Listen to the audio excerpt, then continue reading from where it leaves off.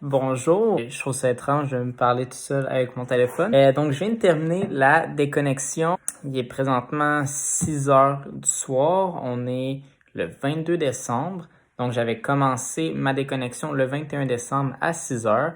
J'avais commencé en début de soirée pour la simple raison que j'avais de l'école dans la journée en ligne. Donc, j'avais un examen durant la journée. Donc, j'ai décidé de faire ça par après. Évidemment, parce que ma session était terminée, j'avais pas le stress de manquer, j'avais moins le stress de manquer quelque chose par rapport à l'école. Donc, les groupes, dans presque tous mes cours, on a des groupes Facebook, puis ils sont tout le temps actifs. Donc, j'avais encore ce stress-là que même si la session est finie, peut-être que j'ai oublié quelque chose. Il était pas tant là, mais il était quand même un petit peu là. Et puis sinon, l'autre défi, c'était l'ennui. J'ai réussi à m'occuper. Évidemment, je me suis ennuyé de certains trucs. Écouter de la musique, là, j'avais pas accès à Spotify, pas à YouTube non plus. J'ai fait craquer à plusieurs reprises à mettre des vinyles sur ma table tournante. Je me disais, c'est un vieux média, c'est pas une plateforme de streaming, mais c'était quand même un média électronique, donc j'ai résisté à la tentation. Même chose avec les Netflix. C'était quand même spécial de pas avoir ces divertissements-là. Où est-ce que je me suis surpris positivement, c'est que je me suis pas ennuyé des réseaux sociaux. Euh, c'est sûr que les Messenger, Facebook, ça c'est quelque chose, comme j'ai dit, j'avais un stress. Ah, peut-être quelqu'un est en train d'essayer de me rejoindre. Mais pour ce qui est de l'action d'être sur Facebook, d'être sur Instagram, de regarder le fil d'actualité, les stories des autres, ça m'a vraiment pas manqué. Puis pourtant, c'est là qu'on passe la plupart de notre temps. Moi, j'avais regardé mon temps de connexion, mon temps d'écran avant. J'avais comme un 4 heures par jour sur mon téléphone. Et donc, il y avait beaucoup de ce temps-là qui était sur Facebook, Instagram. Puis, ça m'a pas vraiment manqué. Donc, c'est un peu une preuve que c'est de la perte de temps puis c'est possible, tout ça. Donc, je vais un peu montrer comment je me suis occupé. J'ai quand même la chance d'être dans le temps de Noël, donc j'avais des trucs à faire pour Noël. J'ai fait du magasinage, ça, j'ai pris le temps d'emballer tous mes cadeaux avec du papier journaux pour recycler. Donc j'ai lu des livres que je traînais depuis longtemps à finir à finir cette lecture-là, je traînais ça depuis longtemps. Sinon, hier soir, avec mes colocs, on a fait quelques jeux de société, donc Fantasy, Catalan. Sinon, j'ai pris des marches. C'était spécial de marcher sans téléphone, sans musique. Souvent, quand je vais marcher, j'ai tout le temps des écouteurs avec moi, un petit peu coupé de l'extérieur.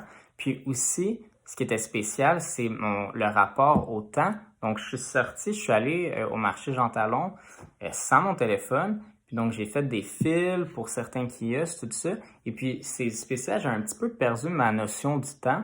Donc, je suis parti environ 1 heure. Mais j'avoue que je savais plus ou moins ça faisait combien de temps que j'étais parti. Donc, c'est quelque chose de spécial. Donc, je vais maintenant parler d'un des textes qu'on avait à l'étude de cette session, soit la volonté de présence ou la nostalgie d'un temps prémédiatique. Donc, un texte où on parle d'une certaine nostalgie des médias et il y a un extrait là-dedans. Donc, le témoin d'une personne qui fait un détox médiatique, une détox de connexion en fait, et ça ramène à une nostalgie d'un temps pré-connexion. Dans cette citation-là qui parle un témoignage de déconnexion, et ça fait un lien avec un retour de médias qui sont plus nostalgiques. Donc, un extrait, c'est No streaming or live TV, only DVDs, handwritten calendar, and music at home. Ce que j'ai trouvé intéressant là-dedans, c'est que beaucoup de médias pendant cette déconnexion-là, auxquels je me suis ennuyé, ce sont des médias qui sont quand même plus vieux. Quand j'ai cherché des trucs à faire pour me désennuyer, ce que j'avais pas vraiment le goût d'ouvrir YouTube ou Netflix, mais j'avais le goût d'écouter des vinyles et des DVD. Je sais pas pourquoi, mais je me suis mis à vraiment fouiller dans ces trucs-là. Donc, j'ai vraiment résisté à mettre des vinyles, à écouter de la musique. Par exemple, j'ai quand même pris du temps à fouiller dans cette collection de vinyles-là, à admirer, tu sais, juste à lire les livrets de paroles beaucoup, examiner vraiment plus la pochette, le design, le artwork. Et même chose avec ma collection de DVD. Donc, c'est comme si j'étais plus tenté à aller vers ces médias-là qu'envers les plateformes de streaming. Je sais pas pourquoi, peut-être parce que pouvant utiliser aucun des deux, je me suis mis à fouiller dans des trucs qui sont tangibles. Donc maintenant, pour citer le texte, vu cette session, la volonté de présence ou la nostalgie d'un temps prémédiatique. Donc, un extrait, c'est « Or, vivre nos appareils en mode silencieux ne saurait suffire puisque la réseautique digitale s'exprime également dans un rapport au contenu du web. La navigation fonctionne de façon quasi autonome, le sujet et ses projets n'étonnant plus qu'une place intermédiaire plutôt préalable. » Donc, en gros, je parle de cette citation-là parce que c'est vrai que ce que j'avais plus que ce que j'avais pensé avant de faire la déconnexion, c'est le réflexe, c'est d'avoir mon téléphone et de naviguer sur Internet de façon autonome. J'ai réalisé que souvent, je suis sur Facebook, sur Instagram, sans avoir pensé à maintenant, je vais aller sur Facebook ou Instagram. C'est rendu un réflexe. Puis je l'ai vu souvent parce que dans les premières heures de déconnexion, surtout, où est-ce que mon cell était fermé, j'avais toujours on dirait que je cherchais, je suis comme, oh mon Dieu, il est où mon cell? Et dans des moments, exemple, quand tu vas à la salle de bain, tu sors ton cell, tu sors ton téléphone quand tu vas à la salle de bain, quand tu t'assis sur le divan, on dirait que c'est un réflexe. Et surtout, le matin, en se levant, je me suis rendu compte de ça. Donc, j'avais pensé, avant de me coucher, j'avais mis mon téléphone loin pour pas avoir le réflexe à oublier que je fais cette déconnexion-là. Et puis, ça me prend un certain moment le matin avant de faire ah oui, c'est vrai, j'ai pas mon téléphone, tu sais. Donc, c'est la navigation Internet, elle est autonome. Et puis, c'est surtout que comme je dis, le naviguer sur Internet, ça m'a pas manqué les réseaux sociaux, mais je le fais par habitude, de façon autonome, de ce que j'ai réalisé en tout cas.